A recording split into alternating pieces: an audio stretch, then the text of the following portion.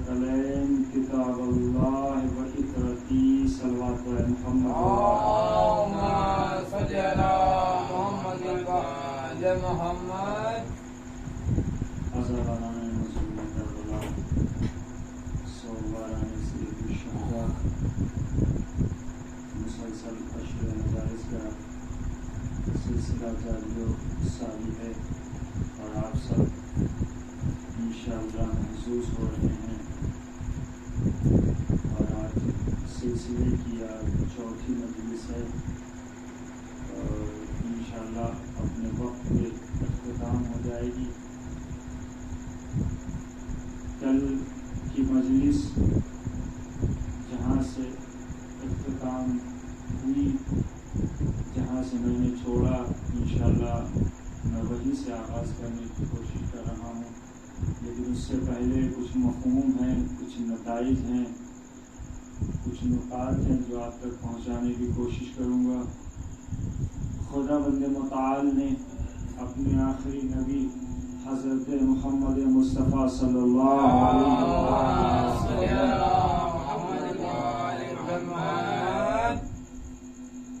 کو اس ماحول میں بھیجا کہ جب زمانے جاہلیت کا تھا. رسول اس ماحول میں عرب میں آئے ہیں کہ لوگ یہ نہ سمجھ رہے تھے کہ غلط کیا ہے، صحیح کیا ہے.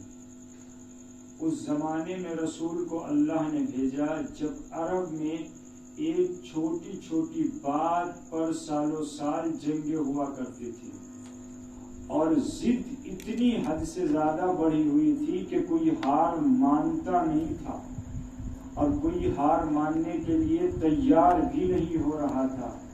اس ماحول میں اللہ نے اپنے آخری نبی کو بھیجا اور وہاں ایک ایسی رسم اجرا ہو چکی تھی کہ لوگ اپنی بچیوں کو زندہ زمینوں میں دفن کر دیا کرتے تھے. کوئی یہ نہیں چاہتا تھا کہ اس کی بچی اس دنیا میں زندہ رہے، کسی کی کوئی بیٹی زندہ رہے. جس کے گھر کوئی بیٹی ہو جایا کرتی تھی تو وہ بہت شرمسار ہوا کرتا تھا، شرمندہ ہوا کرتا تھا کہ میں اب محلے سے گزروں گا، گلیوں سے گزروں گا تو لوگ کہیں گے کہ دیکھو یہ لڑکی والا جا رہا ہے. صلوات پڑھیں محمد.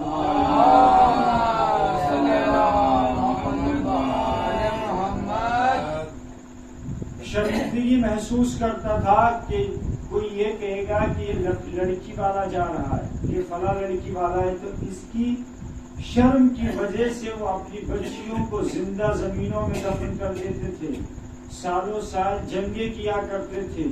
رسول اس ماحول میں عرب میں آئے ہیں اور رسول نے اپنے کردار سے، اپنے طور طریقے سے، اپنے کردار سے لوگوں کو وہ سبق دیا کہ جو لوگ سالوں سال جنگیں کرتے تھے وہ اب اپنی جگہ پہ خاموش ہونے لگے. اچھا، وہاں ایک اور طریقہ اجرا ہو گیا تھا. جب جنگیں ہونے لگی لوگ اپنی بچیوں کو زندہ قبروں میں دفن کرنے لگے، زمینوں میں دفن کرنے لگے، تو لوگوں کو سب سے زیادہ اس وقت سب سے زیادہ جو ضرورت پڑتی تھی وہ کفن کی ضرورت پڑتی تھی. بھائی جب جنگیں ہوں گی تو لوگ مریں گے، جب لوگ اپنی بچیوں کو زندہ دفن کریں گے تو کفن کی بھی ضرورت پڑے گی. تو ایسا ماحول کریٹ ہو گیا تھا، ایسا ماحول بن گیا تھا کہ لوگوں نے جیسے ہمارے یہاں پرچون کی جنرل اسٹور کی دکان کھلتی ہے اس طریقے سے کفنوں کی دکانیں کھل گئیں، قبر کھودنے کی دکانیں کھل گئیں. اور جو لوگ 80 سال جینا چاہتے تھے وہ 20 سال کی عمر میں قتل ہو رہے ہیں، جنگ کر رہے ہیں، مر رہے ہیں، وہ دفن کیے جا رہے ہیں. لیکن جب رسول اس کائنات میں اسلام لے کر آئے، اپنی تبلیغ کو رسول نے جاری کیا، ابو طالب نے رسول کا ساتھ دیا، اسی کے ساتھ ساتھ رسول تبلیغ کرتے جا رہے ہیں، اپنے دین کی تبلیغ کر رہے ہیں، اپنے اخلاق سے لوگوں کو اپنی طرف محو کر رہے ہیں. تو ایسا ماحول بن گیا کہ جو لوگ جنگوں پر آمادہ ہو رہے تھے وہ اب جنگوں سے دور ہونے لگے. وہ رسول کی طرف آنے لگے، وہ رسول کے ساتھ ہونے لگے، وہ رسول کے ساتھ بیٹھنے لگے۔ اب وہ لوگ پریشان ہو گئے، اب وہ لوگ حیران ہو گئے جنہوں نے قبروں کی دکان کھولی ہوئی تھی، جنہوں نے کفنوں کی دکان کھولی ہوئی تھی۔ اب ان کا دھندا ختم ہو رہا تھا، ان کا کاروبار ختم ہو رہا تھا کہ یہ کیسا رسول آ گیا ہے، یہ کیسا محمد آ گیا ہے۔ ایک صلوات پڑھے محمد۔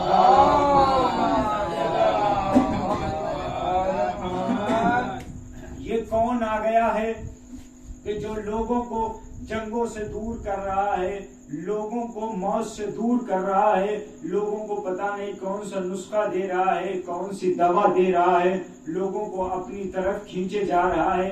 ہماری دکانیں بند ہوتی چلی جا رہی ہیں، ہمارا کاروبار ختم ہوتا جا رہا ہے۔ تو انہوں نے ایک گروہ بنایا، ایک قبیلہ بنایا کہ ایسا کرو، اگر کوئی کاروبار کرنا ہے، اپنا کاروبار باقی رکھنا ہے، تو کوئی ایسا کرو کہ اس کو یہاں سے ہٹاؤ، اس اللہ کے محمد کو جو تبلیغ کر رہا ہے، لوگوں کو اچھی باتیں بتا رہا ہے، اسلام سکھا رہا ہے، موت سے دور کر رہا ہے، اسے یہاں سے ہٹا دو۔ اگر یہ زندہ رہا، یہ اگر باقی رہا تو ہمارے کاروبار ختم ہو جائیں گے، ہماری روٹی روزی ختم ہو جائے گی، ہم کریں گے کیا؟ اب کوئی کاروبار بھی نہیں بچا ہے، سارا پیسہ اسی پہ لگا دیا ہے۔ اب پریشان ہے، پریشانی میں مبتلا ہے کہ اب کیا کیا جائے۔ صلوات پڑھے محمد۔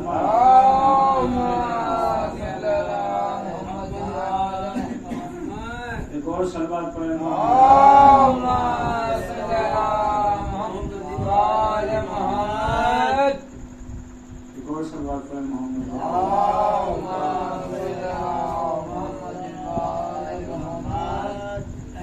اب پریشان ہو گئے کہ اس کو کہیں یہاں سے ہٹایا جائے، اس کو یہاں سے مٹایا جائے۔ ایک گروہ بنایا، ایک قبیلہ بنایا، کچھ لوگ اس کے سرداری کے لیے بھی منتخب ہو گئے کہ اب اس کو مارو، یا اس کو جان سے مار دو، یا اس کو شہر سے دربدر کر دو۔ اگر یہ یہاں رہا، اگر یہ باقی رہ گیا تو ہمارے سارے کاروبار ختم ہو جائیں گے، ہمارا سب کا سب ختم ہو جائے گا، ہم کریں گے کیا؟ ہمارے بچے بھوکے پیاسے مرنے لگیں گے۔ صلوات پڑھے محمد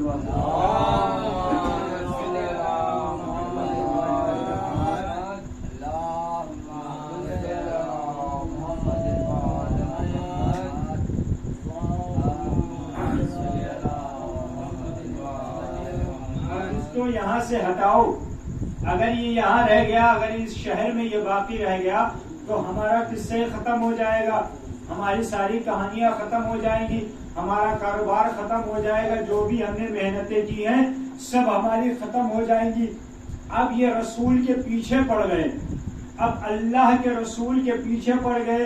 اب جہاں جہاں وہ چل رہا ہے اس کے پیچھے پیچھے جا رہے ہیں، معاذ اللہ اس کی مذاق بنا رہے ہیں، اس کے پیچھے اپنے بچوں کو بھیج رہے ہیں، کوئی ڈھیلا مار رہا ہے، کوئی کنکر مار رہا ہے، لیکن وہ اپنے طور طریقے چلا رہا ہے۔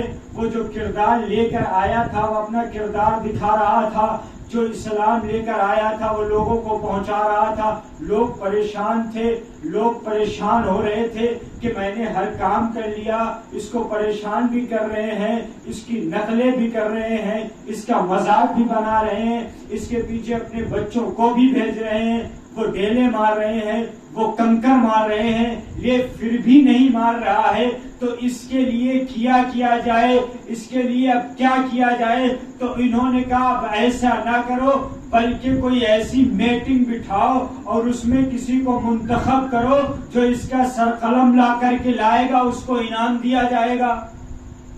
یہ مسلمانوں نے یہ فیصلہ کر لیا، جو اس کا سر قلم کر کے لائے گا اس کو انعام دیا جائے گا۔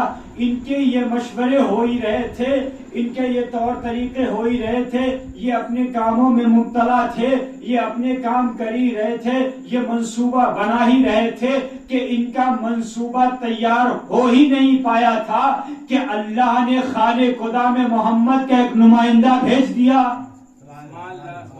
یہ اپنا منصوبہ بنا ہی رہے تھے کہ اللہ نے خالق خدا نے اس کا ایک نموندہ بھیج دیا، اس کا ایک جانشین بھیج دیا، اس کا ایک خلیفہ بھیج دیا۔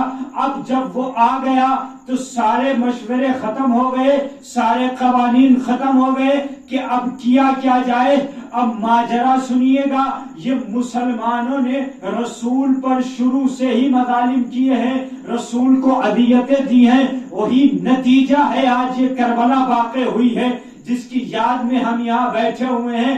جب رسول کا وہ جانشین خانے خدا میں آ گیا، اچھا روایتوں کے جملے ہیں کہ جب علی کی ماں خانے کعبہ کے پاس پہنچی، آپ نے قصہ سنا ہوگا 13 رجب کا، لیکن ایک نئی فکر سنیے، نئی تحقیق آپ کو سنا کر آگے بڑھ رہا ہوں۔ جب علی کی ماں کا ولادت کا وقت قریب آیا تو علی کی بیٹی خانے خدا کا طواف کرنے لگی، خانے خدا کا طواف کرنے لگی۔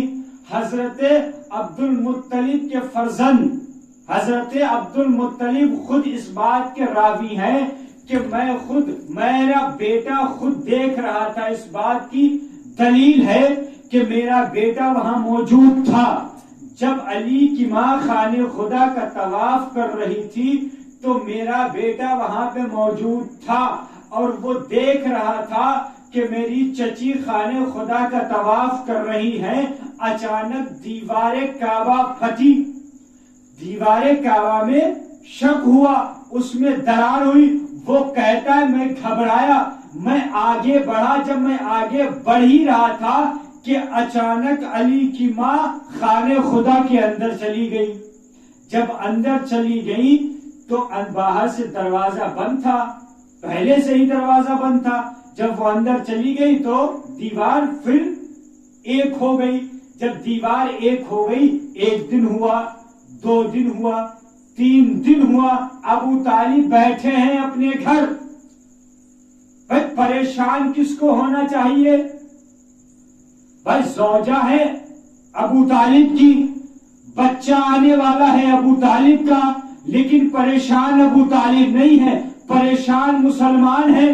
ابو طالب اطمینان سے گھر بیٹھے ہوئے ہیں، مسلمان ماجرا دیکھ رہے ہیں کہ اب مرنے کی خبر آئے گی، اب مرنے کی خبر آئے گی۔ اب ابو طالب دروازہ کھولیں گے، اندر سے لاش کو لے کر آئیں گے۔ اب ابو طالب دروازہ کھولیں گے، اندر سے میت کو لے کر آئیں گے۔ اب ان سے برداشت نہ ہوا۔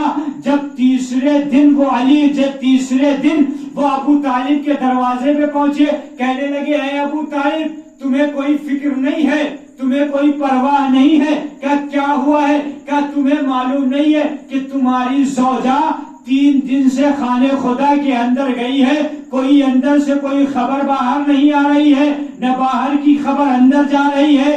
ابھی بھی تم اطمینان سے گھر بیٹھے ہوئے، جا کے معلوم کرو، دروازہ کھولو، خانے خدا کے اندر جا کے پتہ کرو، معلوم کرو ہوا کیا ہے۔ اچھا ابو طالب پھر بھی گھر سے نہیں نکل رہے ہیں۔ اب مجبوراً خانے خدا پر ابو طالب کو آنا پڑا۔ جب پورا خانے خدا کے قریب جب پورا شہر مکہ اکٹھا ہو گیا، ابو طالب اپنے گھر سے نکلے، دروازے کے سامنے کھڑے ہوئے ہیں، خانے خدا کے دروازے کے سامنے کھڑے ہوئے، لوگ کہہ رہے ہیں ابو طالب دروازہ کھولو، ابو طالب دروازہ کھولو، ابو طالب دروازہ کھولو۔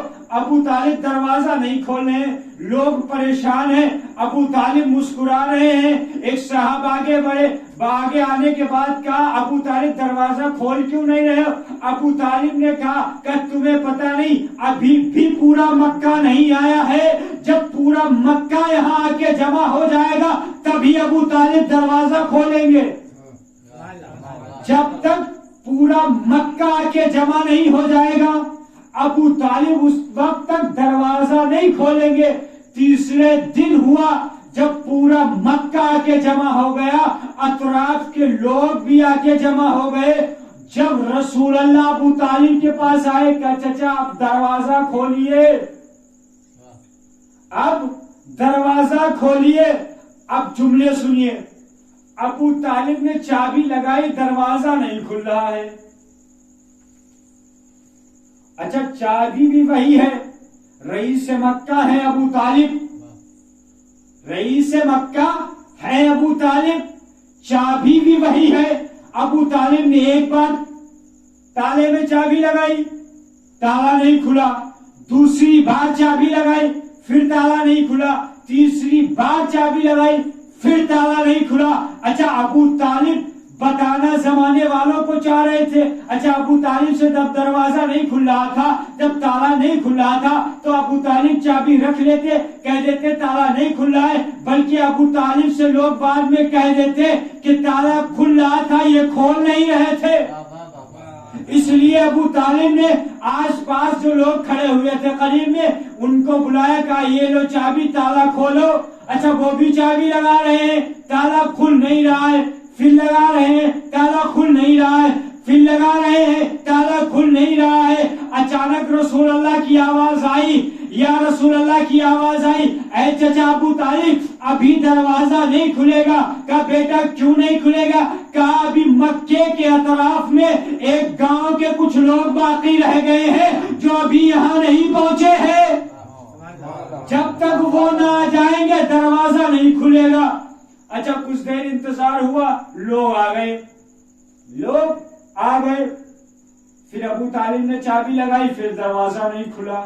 अच्छा, एक साहब आगे बढ़े, जिनसे बर्दाश्त नहीं हो रहा था, जो 3 दिन से परेशान थे, उनमें से एक साहब आगे बढ़े, आगे बढ़ के कहने लगे, अबू तालिब का ताला खुल नहीं रहा है तो इसे तोड़ क्यों नहीं देते हो? पास में नबी खड़े थे, नबी ने कहा चचा ताला वो तोड़े जिसका किरदार अच्छा न हो,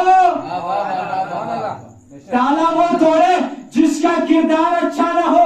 अबू तालिब ने चाबी लगाई, ताला खुला, फातिमा बिनते असद बाहर आई, फातिमा बिनते असद बाहर आई। अच्छा, आपने सुना होगा, अंदर गए, रसूलुल्लाह ने मौला कायनात को अपनी आगोश में लिया, जबान चुसाई, अली ने मौला कायनात ने कुरान सुनाया, तौरात सुनाई, ज़बूर सुनाया, इंजील सुनाई। अच्छा, ये सब सुनते रहते, नई फिक्र सुनिए। अच्छा, मक्के का एक रवाज था, मक्के में जब कोई बच्चा पैदा होता था तो खाने काबा के पास एक सफेद रंग का पत्थर रखा हुआ था।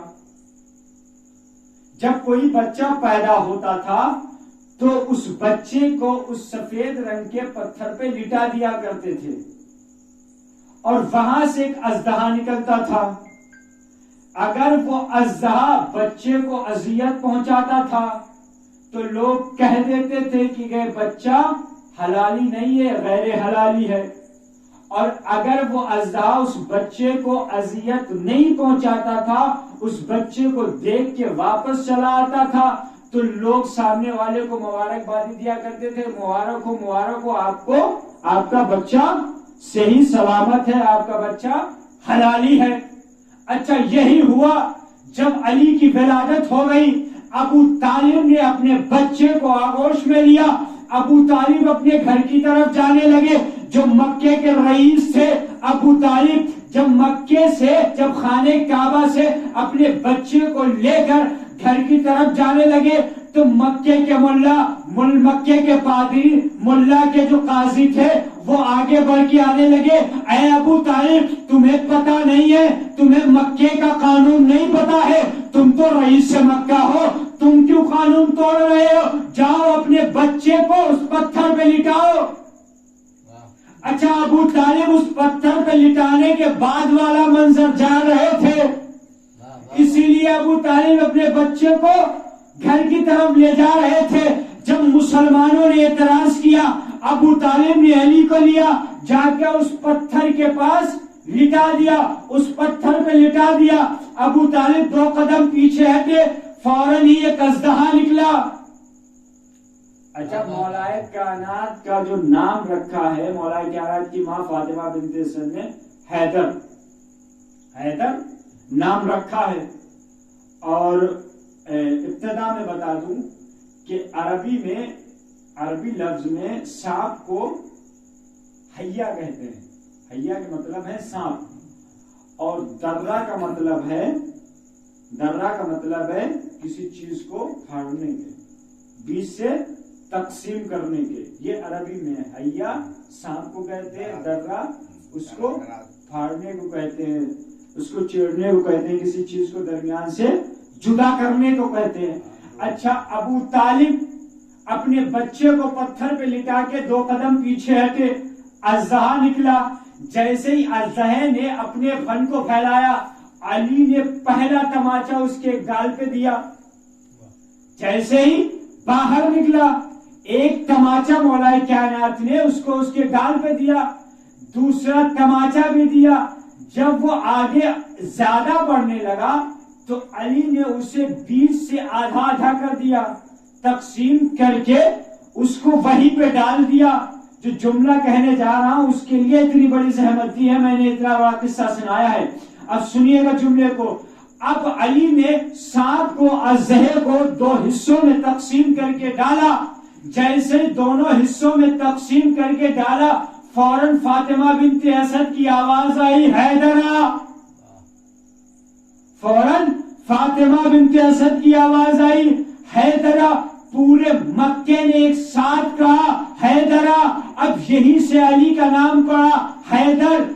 اژدہے کو ابو طالب نے، اژدہے کو علی نے 2 حصوں میں تقسیم کر کے ڈالا۔ اب ابو طالب آگے بڑھے، اپنے بچے کو آغوش میں لیا، گھر کی طرف جانے لگے۔ اب وہی ملا، وہی پادری، وہی قاضی آ کے ابو طالب کے پاس کھڑے ہو گئے، ابو طالب سے کہنے لگے، ابو طالب آپ کو پتا نہیں ہے آپ کے بچے نے مکے کا قانون توڑ دیا، آپ نے بچے نے کسوٹی توڑ دی، آپ کے بچے نے مکے کا رواج بدل دیا۔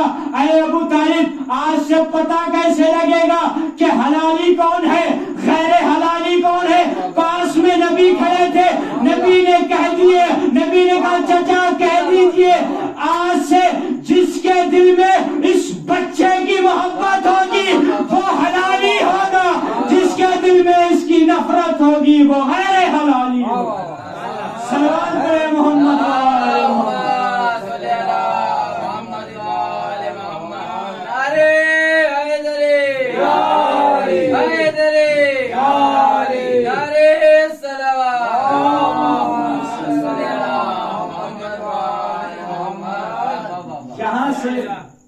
علی کی نصرت کی شروعات ہوئی ہے۔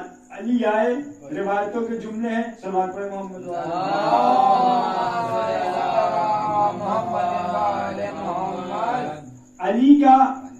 علی دھیرے دھیرے عمر میں علی کی اضافہ ہو رہا ہے، اور جیسے جیسے اضافہ ہو رہا ہے ویسے ہی زیادہ رسول کی نصرت کرنے لگے ہیں۔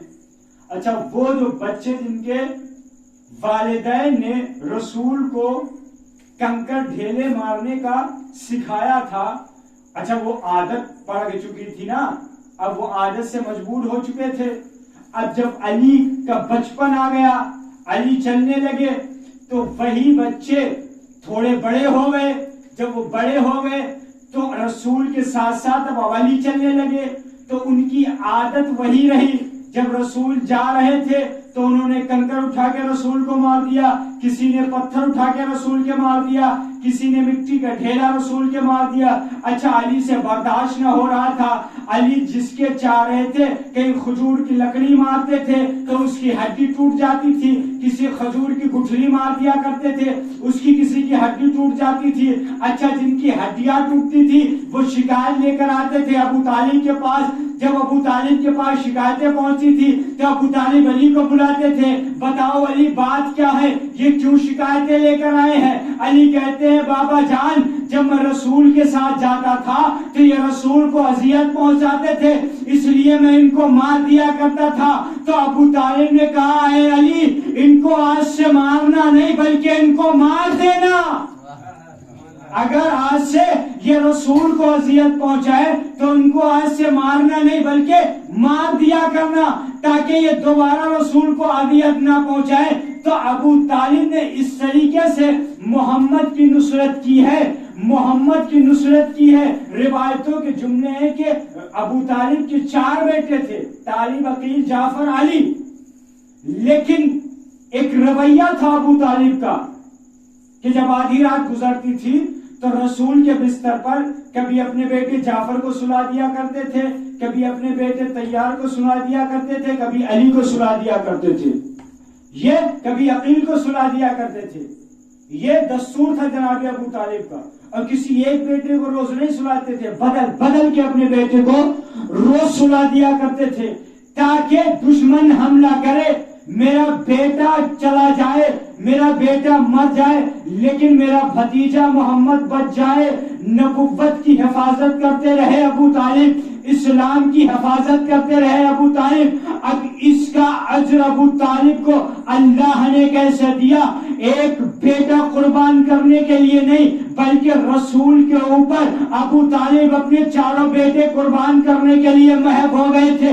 اب آپ جانے، اب آپ سنیں کہ جیسے ہی اللہ نے جناب ابراہیم کو خواب میں دکھایا تو جناب ابراہیم اپنے خواب کی تعبیر کرنے کے لیے میدان منع میں اپنے بیٹے کو لے کر آ گئے، اپنے بیٹے اسماعیل کو لے کر چلے آئے اس کی قربانی دینے کے لیے۔ جب اس کی قربانی دینے کا وقت آیا تو اللہ نے دمبا بھیج دیا، اللہ نے دمبا بھیجا، ابراہیم کا بیٹے اسماعیل بچ گئے، دمبا ذبح ہو گیا۔ تو اللہ نے اس وقت کہا، اے ابراہیم تمہیں میں نے امامت عطا کی ہے۔ اب آپ خود اندازہ لگا لیجئے، جو ایک بیٹے کو قربان کرنے کے لیے تیار ہو جائے تو اللہ اسے ایک امامت دے دے، اور جو ابو طالب اپنے چاروں بیٹے قربان کرنے کے لیے تیار ہو جائے۔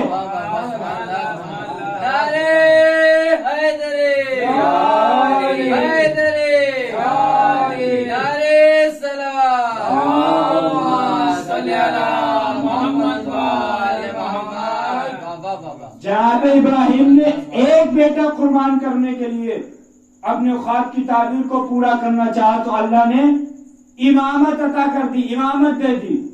اب اندازہ لگا لیجئے کہ ابو طالب نے چاروں بیٹے محمد پر قربان کرنے کے لیے محب ہو گئے تھے، تیار ہو گئے تھے، تو اللہ کو اس کا اجر دینا تھا تو اللہ نے اجر دیا۔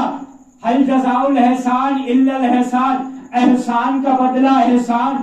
تو اب آپ خود اندازہ لگا لیجئے ایمان ابو طالب کس منزل پہ تھا۔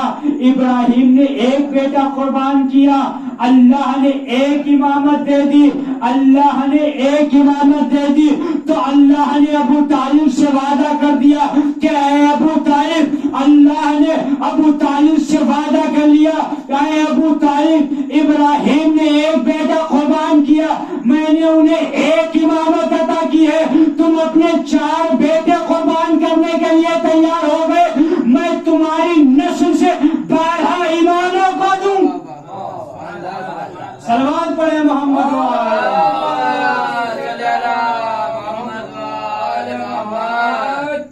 میں تمہاری نسل میں 12 امام دوں گا، اور ایسے نہیں، ان میں کوئی میں تاخیر بھی نہیں ہوگی، ایک کے بعد تمہیں امام عطا کروں گا۔ اب خود سمجھیے، اب جانیے۔ اچھا بات آ گئی تو کہتا چلوں، یہ خطیبوں کے جملے ہیں کہ اچھا آپ اگر کسی کی شادی ہو، مثلا ہماری شادی ہو تو جس لڑکی سے ہماری شادی ہوگی تو اس کا مہر واجب کس پر ہوگا؟ مجھ پر، یعنی لڑکے پہ واجب ہوتا ہے، نہ کہ اس کے والد پر یا اس کے چچا پر۔ اب آپ اندازہ لگائیں کہ جناب رسول خدا کا حق مہر کس نے ادا کیا، کس نے مہر دیا؟ جناب ابو طالب کا، اور شعبے جناب محمد کا، اور شعبے ابو طالب میں رسول اللہ کی ابو طالب نے کس طرح سے حفاظت کی۔ ایک پروگرام ہوتا ہے دہلی میں، وہاں اہل سنت کے پہلے ہوا کرتا تھا، اب بند ہو گیا ہے، 13 رجب کے موقع پر ایک پروگرام ہوا کرتا تھا کشمیری کے پنجے شریف میں، تو وہاں پر بہت دور دور سے مطلب شیعہ سنی سبھی علماء کرام تشریف لاتے تھے اور روحانی بیانات دیا کرتے تھے۔ تو وہاں پر ایک اہل سنت کے جید عالم دین آئے، ان کا نام کوثر ازرانی کر کے ایسے نام ہے، کوثر ازرانی کر کے، شاید وہ اس دنیا میں باقی رہ گئے ہیں یا نہیں ہیں، انہوں نے جب 13 رجب کا جشن ہو رہا تھا اس میں انہوں نے خطاب کیا. جب انہوں نے خطاب کیا تو انہوں نے 2 جملے کہے. پورے جشن کو ان دونوں جملوں میں انہوں نے سمیٹ دیا، اور سمیٹ کر انہوں نے بتا دیا کہ ایمان ابو طالب کس منزل پہ ہے. ایمان ابو طالب ہے کیا؟ آئندہ کبھی ایمان ابو طالب پہ شک نہ کرنا. اگر کائنات میں جملہ کہنے جا رہا ہوں، توجہ چاہتا ہوں، اگر ان کا جملہ ہے، میرا نہیں ہے، میں گواہی دے سکتا ہوں، اور ان کی زمانے سے وہاں پر جتنے بھی عالم دین تھے وہ سب اس بات کی گواہی دینے کے لیے ہیں جو انہوں نے جملہ کہا ہے. انہوں نے کہا اگر کائنات میں معاذ اللہ اگر ابو طالب کافر ہے تو پھر کوئی کسی کے پاس ایمان نہیں ہے. اگر ابو طالب کافر ہے تو کوئی ایماندار نہیں ہے، اور اگر ابو سفیان ایماندار ہے تو کائنات میں کوئی کافر نہیں ہے. صلوات پڑھے محمد والے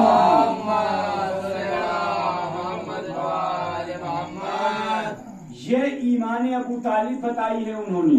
یہ ایمان ابو طالب، اگر معاذ اللہ ابو طالب کافر تھے تو پھر رسول نے ابو طالب کے نماز جنازہ کیوں پڑھائی؟ جبکہ خود معصوم فرما رہے ہیں کہ میرے دشمن کے جنازے میں نہ جاؤ. بھائی رسول کا کافر سے بڑا تو رسول کا کوئی دشمن نہیں ہے. بھائی رسول کا دشمن وہی ہے جو اسلام کا دشمن، اور جس نے اسلام قبول کر لیا وہ کافر نہیں ہے. جو کافر ہوگا وہ اسلام قبول نہیں کرے گا، اور جس نے اسلام قبول کر لیا وہ کافر نہیں ہے. تو پھر رسول اللہ نے کافر کا معاذ اللہ نماز جنازہ کیوں پڑھایا؟ اب خود اندازہ لگا لیجیے. اب سب یہاں محبت اہل بیت میں بیٹھے ہوئے ہیں، یہ محبت کا تقاضا ہے. یہ آپ کے اندر کا جو خون ہے جو آپ کو یہاں کھینچ کے لاتا ہے. اگر آپ کے ضمیر میں محبت اہل بیت اور مجلس اہل بیت باقی ہوگی تو آپ فرش عزا پر مجلس شروع ہونے سے پہلے ہی آ جائیں گے. تو عظمت اہل بیت کے ساتھ، عظمت ابو طالب کے ساتھ، اچھا یہ ہم سب بیانات دے رہے ہیں کہ یہ فرش عزا کی عظمت کیا ہے، فرش عزا کی فضیلت کیا ہے، اس مجلس کی عظمت کیا ہے، اس فرش عزا کی عظمت کیا ہے. اچھا اس کی بنیاد ہے کیا؟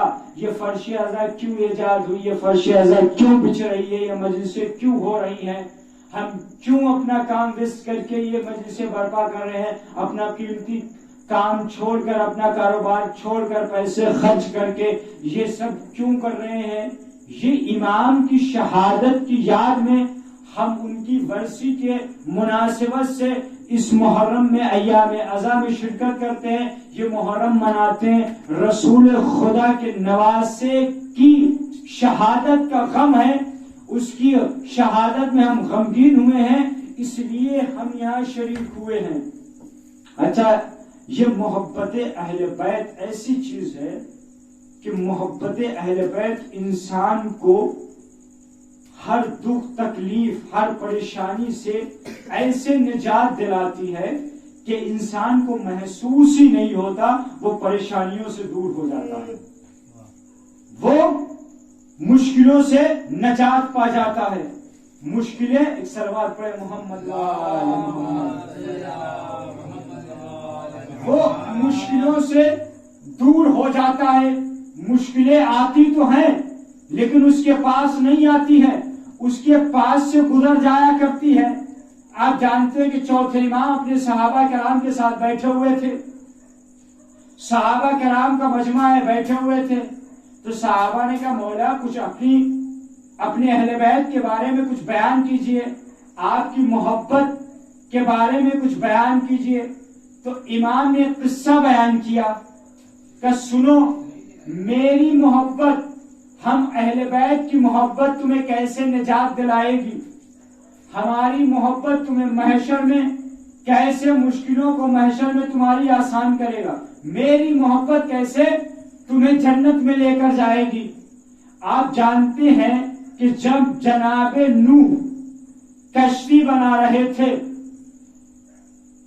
جناب نوح نے کئی سال کشتی بنائی، جناب نوح کشتی بنا رہے تھے تو ایک ضعیفہ کو یہ معلوم ہوا کہ یہاں کچھ ہونے والا ہے، اللہ کا پیغام اس کے نبی کے پاس آیا ہوا ہے، اس لیے وہ کشتی بنا رہا ہے، جو اس کشتی میں سوار ہوگا وہ نجات پا جائے گا، جو اس کشتی میں سوار نہیں ہوگا وہ فنا ہو جائے گا، وہ مٹ جائے گا۔ تو وہ ضعیفہ اپنی گٹھری لے کر، اپنا سامان لے کر جناب نوح کے پاس پہنچی، کہا اے اللہ کے نبی، میں نے سنا ہے کہ آپ کشتی بنا رہے ہیں، میں آپ کی کشتی میں سوار ہونا چاہتی ہوں، مجھے نجات چاہیے، میں آپ کے ساتھ چلنا چاہتی ہوں۔ تو جناب نوح نے کہا ابھی کشتی تیار نہیں ہوئی ہے، کچھ اور وقت لگے گا، کچھ وقت کے بعد آؤ، پھر کشتی تیار ہو جائے پھر سوار ہو جانا۔ کچھ دن کے بعد پھر وہ ضعیفہ آئی، جب پھر دوبارہ آئی تو کشتی پھر تیار نہ ہو سکی۔ تو جناب نوح نے کہا جب کشتی، آپ ضعیفہ ہیں، آپ بار بار زحمت نہ کرے، جب کشتی تیار ہو جائے گی تو میں آپ کو اطلاع کر دوں گا، تو آپ کشتی میں آ کے سوار ہو جائیے گا۔ تو جناب نوح نے اس سے کہہ دیا، وہ اطمینان سے ضعیفہ چلی گئی کہ اب نبی نے وعدہ کر لیا ہے، تو جب کشتی تیار ہوگی تو نبی مجھے اطلاع کر دیں گے، نبی مجھے بلا لیں گے۔ ضعیفہ چلی گئی، کشتی تیار ہو گئی، جناب نوح کا طوفان آ گیا، کشتی چلی گئی، کشتی چلی گئی، اب وہ ضعیفہ رہ گئی۔ اچھا، کئی دنوں تک، کئی مہینوں تک یہ طوفان جاری رہا۔ جب یہ طوفان ختم ہوا تو جناب نوح کی کشتی ایک جگہ پہ رکی جا کے، تو جناب نوح کی کشتی رکی تو جناب نوح نے حکم دے دیا کہ یہیں پر خیمے نصب کرو، یہیں پہ سب لوگ رک جاؤ۔ تو جب وہاں پہ رک گئے تو جناب نوح کو تب اس ضعیفہ کی یاد آئی، جو ضعیفہ جناب نوح کے پاس اپنی گٹری لے کر، اپنا سامان لے کر آیا کرتی تھی۔ تو جناب نوح کو بڑی حیرت ہوئی، بہت پریشان ہوئے۔ تو جناب نوح پھر وہاں سے واپس اسی جگہ آئے جہاں کشتی بنا رہے تھے۔ اب توجہ چاہوں گا، کیا بتایا جناب سید سجاد نے کہ میری محبت میرے چاہنے والوں کو کیسے نجات دلائے گی، کیسے جنت میں لے کر جائے گی۔ جناب نوح واپس آئے، کیا دیکھتے ہیں کہ ایک جھوپڑی ہے، اس میں ایک چراغ جل رہا ہے۔ تو جناب نوح جھوپڑی پٹی کے پاس، جھوپڑ کے پاس پہنچے تو جناب نوح نے اس جھوپڑ پٹی کے باہر کھڑے ہو کر، جھوپڑی کے باہر کھڑے ہو کر سلام کیا۔ اندر سے جواب آیا، اس ضعیفہ نے جواب دے کر کہا اے اللہ کے نبی، کیا کشتی تیار ہو گئی؟ اے اللہ کے نبی، کیا کشتی تیار ہو گئی؟ تو جناب نوح نے کہا اے ضعیفہ، تجھے پتا نہیں یہاں پہ کیا کیا ہوا تھا، یہاں پہ ہوا کیا کیا تھا؟ اتنا بڑا طوفان آیا، کشتی چلی بھی گئی، تجھے احساس نہیں ہوا؟ ضعیفہ نے کہا بس میں نے ایک دن ایسا محسوس ہوا کہ بادلوں میں گڑگڑاہٹ کی آواز آئی، بادلوں میں گرجنے کی آواز میں نے سنی اور ہلکی پھلکی فہار گری، ہلکی پھلکی فہار گری۔ بس یہ جب جناب نوح نے سنا تو جناب نوح کی آنکھوں سے آنسو نمودار ہو گئے، آنکھوں سے اشک جاری ہو گئے۔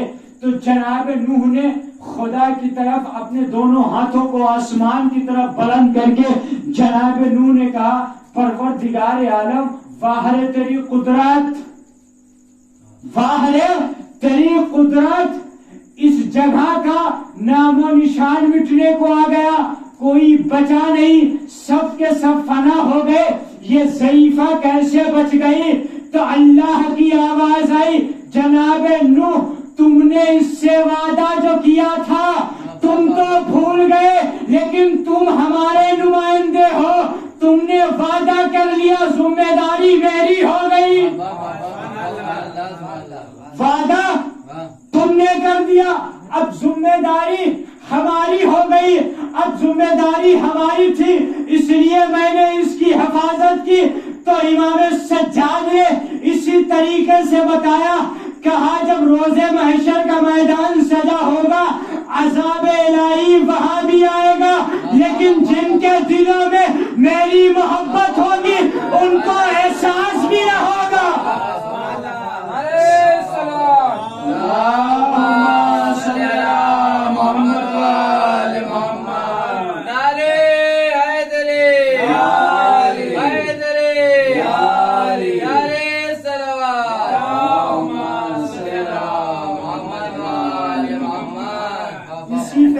سے ہم اہل بیت کی محبت ہے۔ محشر کا میدان ہوگا، عذاب الہی تو آئے گا، لیکن میرے چاہنے والوں کو احساس بھی نہ ہوگا اور وہ سیدھے جنت میں داخل ہو جائیں گے۔ یہ اہل بیت کی محبت ہے۔ اب ایسی بھی محبت مت کرو، گھروں پہ لیٹے رہو، مجلسیں ہوتی رہیں، مجلسیں ہوتی رہیں، کانوں میں آوازیں آتی رہیں، گھروں میں لیٹے رہو اور محبت اہل بیت کا دعویٰ کرتے رہو، یہ محبت نہیں ہوئی ہے۔ اچھا، سب سے بڑا مسئلہ یہ ہے، لوگ کہتے ہیں کہ میں گھروں سے مجلسیں سن لیتا ہوں۔ اچھا، جب میرے محلے میں اگر مجلس نہیں ہوتی ہے تو میں آن لائن مجلسیں سن لیا کرتا ہوں، میں آن لائن مجلسیں سن لیا کرتا ہوں، یوٹیوب پہ مجلسیں سن کے گریا کر لیا کرتا ہوں۔ مولا کائنات کے جب فضائل بیان ہوتے ہیں تو میں خوش بھی ہوتا ہوں، جب مولا کائنات کے مصائب ہوتے ہیں تو میں غمگین بھی ہوا کرتا ہوں۔ تو اس کا مطلب ہے آپ کو معرفت اہل بیت نہیں ہے، آپ کو معرفت اہل بیت نہیں ہے، تو پھر مسجدیں کیوں بنوائی ہیں بھائی؟ جس طریقے سے آپ مجلسیں گھروں سے سن سکتے ہیں، آپ موبائلوں سے مجلسیں سن سکتے ہیں، تو پھر مسجدیں بنوانے سے کیا فائدہ؟ گھروں میں نمازیں پڑھو۔ اب تو یوٹیوب کا زمانہ ہے، اب وہ بھی نہ پڑھ سکتے ہو تو موبائل میں دیکھ کے پڑھ لو، موبائل چلا لو، پڑھ لو، ساری سہولتیں آپ کے اوپر ہیں، آپ کو دی گئی ہے، لیکن اب آپ چوائس کیا کرنا ہے؟ اہل بیت، اچھا امام حسین اگر چاہتے تو یزید کے ہاتھوں پہ بیعت کر لیتے، عیش و آرام کی زندگی گزارتے، بادشاہت ملتی، تخت ملتا، محل ملتے، اس طریقے سے زندگی گزار سکتے تھے۔ چلے مولا کائنات کو چھوڑے، مولا کائنات کے صحابیوں کو لے لیں، مولا کائنات کے غلاموں کو لے لو، مولا امام حسین کے صحابیوں کو لے لو۔ روایتوں کے جملے ہیں کہ ایک شہید ہے کربلا کے شہیدوں میں قیس، جن کا نام جناب قیس ہے۔ روایتیں لکھتی ہیں، تاریخ میں لکھا ہوا کہ جناب قیس اپنے وقت کے بادشاہ تھے، اپنے وقت کے عیسائی تھے، اپنے وقت کے بادشاہ تھے، رئیس زادے تھے، رئیس زادے تھے، ہر طرح کی سہولتیں تھیں، نوکر تھے، خادمین تھے، خادمائیں تھیں، ہر طریقے کی سہولتیں تھیں، لیکن جناب قیس نماز و روزے کے بہت پابند تھے، نماز و روزے کے بہت پابند تھے۔ تو وہ یہ چاہتے تھے کہ میں کوئی ایسا کام کروں، میں کوئی ایسا کام کروں جس سے پوری دنیا مجھے مرنے کے بعد بھی پہچانے، مرنے کے بعد بھی پہچانے۔ یہ تمنا لے کر ایسا نہیں، غلط کام، کوئی اچھا کام، کوئی ایسا لقب ملے جس سے مجھے مرنے کے بعد بھی لوگ پہچانے۔ تو ایک شب بستر پہ سوئے ہوئے تھے کہ جناب عیسیٰ کو خواب میں دیکھا، جناب عیسیٰ کو خواب میں دیکھا، تو جناب عیسیٰ جناب قیس کے خواب میں آئے اور جناب قیس سے کہنے لگے کہ قیس جاؤ کوفہ جاؤ، کوفہ جاؤ، तुम जो चाह रहे हो तुम्हें कूफे में मिलेगा। जनाब कैस ईसाई थे, जनाब ईसा की जैसे ही उन्होंने ख्वाब में देखा, सुबह ही अपना सफर शुरू कर दिया। आ गए कूफा। कूफा पहुंचे, कूफे में कुछ दिन गुजार रहे थे। फिर दुआ की, जनाब इब्राहिम से तवस्सुल किया, कहा मैं कूफा तो आ गया हूं, मुझे कोई मंजिल दिखाई नहीं दे रही है। तो फिर जनाब ईसा ख्वाब में आए, कहा अब यहां से अपने रहवार को तैयार करो और यहां से जाओ। कूफे से कुछ दूरी पर एक जगह का नाम है नैनवा, एक जगह का नाम है करबला, तुम वहां जाओ, तुम जो चाह रहे हो तुम्हें वही मिलेगा। कहा वो मुझे मिलेगा कैसे, कहा वो मुझे महसूस कैसे होगा कि यहाँ ये देने वाला है। तो जनाब ईसा ने कहा, ऐ कैस जाओ, मेरे अलावा जो तुम्हें तुम्हारे असली नाम से बुलाए समझ लेना वही तुम्हें ओहदा देगा। जो मेरे अलावा तुम्हारे असली नाम से तुम्हें कैस के नाम से बुलाए तो वही तुम्हें ओहदा देगा। अब जनाब कैस कूफे से चले, पहुंचे कहा करबला। इमाम हुसैन के लश्कर को भी देख रहे हैं और यजीद के लश्कर को भी देख रहे हैं। दरमियान में जनाब कैस खड़े हुए हैं।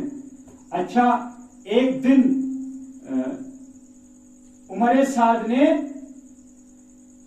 जनाब कैस को देखा, ईसाइयों वाला लिबास पहने हुए थे। अच्छा, अरब का लिबास अलग था, ईसाइयों का लिबास अलग। ईसाई सफेद लिबास पहना करते हैं, अक्सर का अभी भी ईसाई जो होते हैं असल ईसाई वो सफेद लिबास पहने करते हैं। तो जब उमर साद ने जनाब कैस को देखा, ईसाइयों वाला लिबास देखा, उनको अपने पास बुलाया, जनाब कैस को बुलाया, कहा जाओ मेरा ये पैगाम वहां तक पहुंचा दो, ये मेरा खत ले जाकर मेरे अपोजिट में जो सामने लश्कर है उसमें पहुंचा दो। तो जब जनाब कैस उमर साद का खत लेकर इमाम हुसैन की बारगाह में पहुंचे तो जैसे ही जनाब कैस को इमाम हुसैन ने आता देखा तो इमाम हुसैन ने कहा, आओ कैस आओ, तुम्हारा ही इंतजार था, आओ कैस आओ, बस तुम्हारा ही हमें इंतजार था। तो जनाब कैस ने हाथों को जोड़ा, कहा बताए मैंने पहचाना नहीं, आप हैं कौन? ये तो बशारत मुझे जनाब ईसा ने दी थी, मेरे रहबर ने मुझे ये बशारत दी थी कि जो तुम्हारे नाम से, तुम्हारे असल नाम से तुम्हें जो बुलाए वही तुम्हें तुम्हारा ओहदा देगा। तो इमाम हुसैन ने कहा, ऐ कैस, जो ईसा ने तुम्हें वसीयत दी है उसी ईसा के फखरे ईसा का नवासा हूं मैं, उसी ईसा के फखरे ईसा का नवासा हूं मैं। कहा आप हैं कौन? कहा मैं मोहम्मद का नवासा हूं, फातिमा का बेटा हूं। अब ये सुनना था कि जनाब कैस इमाम हुसैन की तरफ महव हो गए। कौन थे जनाब कैस? ये मोहब्बत, ऐसी मोहब्बत होनी चाहिए। यानी ख्वाब की ताबीर कूफे से करबला, करबला से कैसे इमाम हुसैन को न पहचानते थे, न जानते थे, न नाम सुना था। इस तरीके से जनाब कैस करबला पहुंचे हैं और जनाब कैस ने इमाम हुसैन पर अपनी जान को निसार कर दिया। करबला से पहले कोई कैस को नहीं जानता था, जनाब कैस की कोई पहचान नहीं थी करबला से पहले, लेकिन करबला के बाद आज जमाना कैस नहीं बल्कि जनाब कैस से याद कर रहा है। वो कुर्बानी जनाब कैस ने दी है। अब रिवायतों के जुमले हैं कि मैंने कल हबीब इब्न मज़ाहिर की आमद आपके सामने बयान की थी, आज आप सुने। जनाब हबीब इब्न मज़ाहिर करबला में आए, अपनी जान को कुर्बान किया, करबला की शहादतें वाक़े हो गई। 11 मुहर्रम को اسیروں کا قافلہ قید ہو کر کوفے کی طرف جانے لگا، اور جب کوفے پہنچا ہے تو حبیب ابن مظاہر کا ایک بیٹا تھا جس کا نام تھا قاسم، یہ کوفے میں موجود تھا۔ جب یہ سر شہداء نیزوں پہ بلند کوفے میں پہنچے ہیں تو کوفے میں جب حبیب ابن مظاہر کے بیٹے قیس نے ان سر شہداء کو دیکھا، ایک ایک سروں کو دیکھتا جا رہا تھا، اس کی کچھ سمجھ میں نہیں آ رہا تھا۔ اچانک اس کی آنکھوں کے سامنے ایک سر دکھائی دیا۔ جب اس نے سر کو غور سے دیکھا تو کیا دیکھتا ہے کہ یہ میرے بابا حبیب ابن مظاہر کا سر ہے۔ جب اپنے بابا کے سر کو دیکھا تو قاسم پسرے سعد کے پاس پہنچا، اس ملعون کے پاس پہنچا تو قاسم نے کہا یہ جو فلاں سر نیزے پہ بلند ہے یہ میرے بابا حبیب کا سر ہے، یہ سر میرے حوالے کر دو، میں اس سر کو لینا چاہتا ہوں۔ تو عمر سعد نے کہا یہ سر میں تمہیں نہیں دے سکتا ہوں، اس لیے کہ یہ عزیز نے سر اپنے دربار میں منگائے ہیں، یہ دربار میں سر پہنچیں گے، دربار میں سروں کو شمار کیا جائے گا، مجھے وہاں سے انعام ملے گا، اس سے پہلے میں تجھے سر نہیں دے سکتا ہوں۔ تو حبیب ابن مظاہر کے بیٹے قاسم نے کہا کہ اے پسر سعد، جتنا تجھے انعام وہاں ملے گا اس سے کہیں زیادہ میں تجھے انعام دینے کے لیے تیار ہوں، لیکن تو میرے بابا کے سر کو میرے حوالے کر دے، اگر تو دینا نہیں چاہ رہا ہے میں لوں گا بھی نہیں، بس میری اتنی سی تمنا ہے جتنا انعام تجھے لینا ہے لے لے، بس کچھ دیر کے لیے میرے بابا کے سر کو میرے حوالے کر دے۔ روایتوں کے جملے ہیں کہ جناب حبیب ابن مظاہر کا سر عمر سعد نے قاسم کو دیا۔